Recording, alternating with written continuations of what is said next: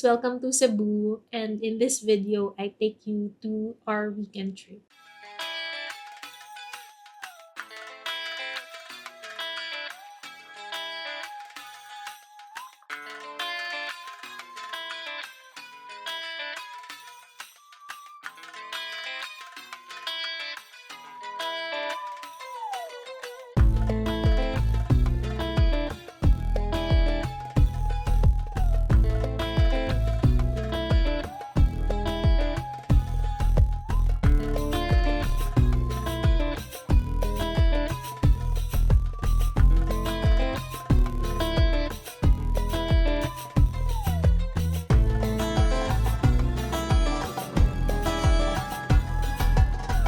Guys, welcome to Cebu.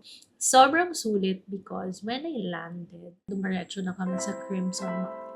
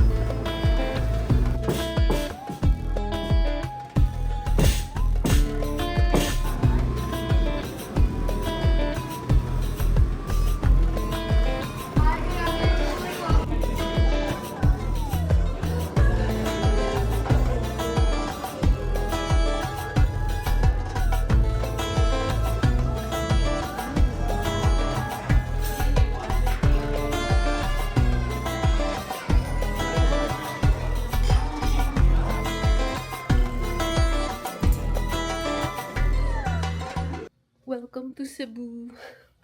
Actually, last day na natin dito.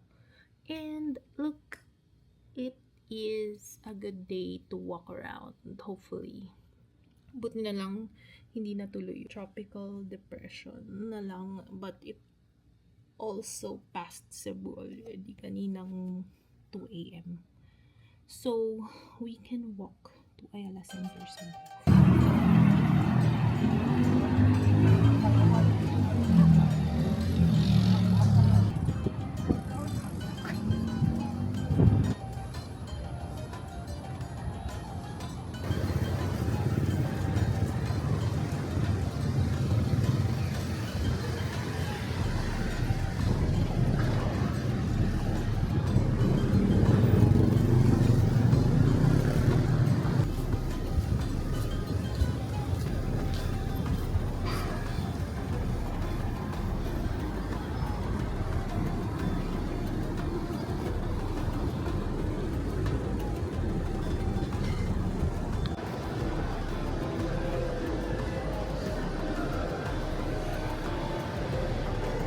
we're currently here at Ayala Center Cebu. It looks like a typical Ayala mall, but they're also doing a lot of renovations. So, medyo confusing. And I did see an Abaca bakery, but I don't know how to get to it. So, hanap tayo ng ano. Hanapin natin kung paano siya puntahan.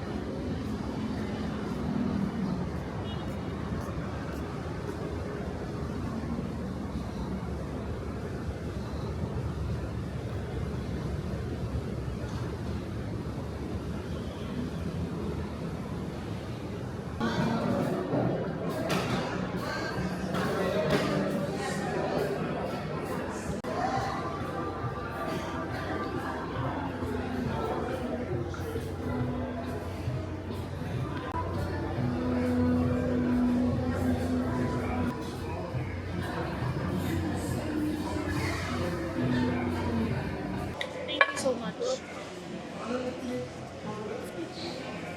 So I'm now starting to understand that yung Abaca group, siya yung parang wildflower group ng Cebu. So, and it's fancy. And the pricing is a little bit higher than normal.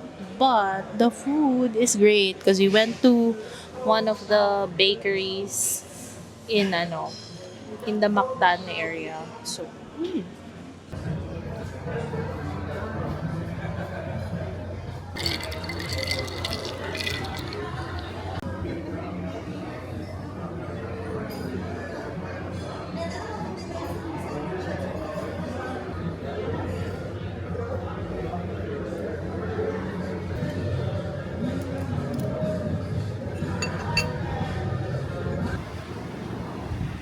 done eating brunch. Sarap naman siya. And but I expected humba to be a little bit sweeter, but maybe they catered it to tourist market. Kasi parang siyang adobo. Correct me if I'm wrong. Sorry. Yung humba na tikman ko before, medyo mas on the sweeter side.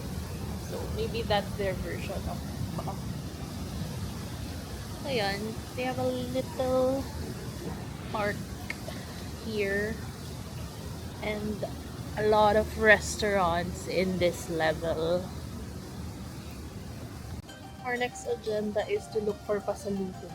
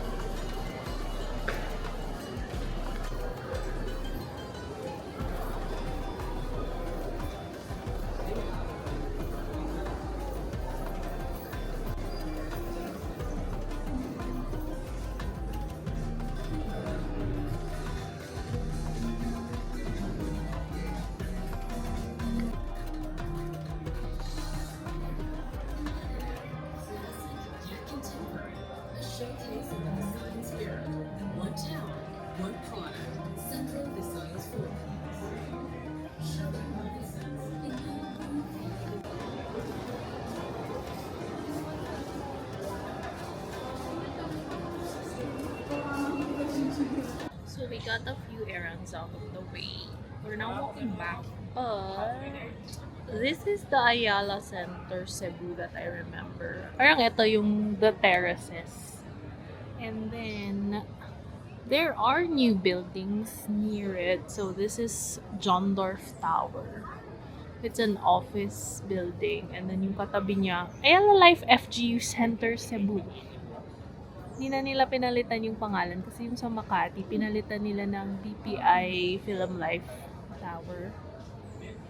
And then, there are new construction I think this, yung Apple, that's one of the local developers or local companies here in Cebu. And then this one is the Mandarin Hotel. Grabe yung ano. This, even if hindi pa siya tapos, yung structural niya, parang ang ganda na.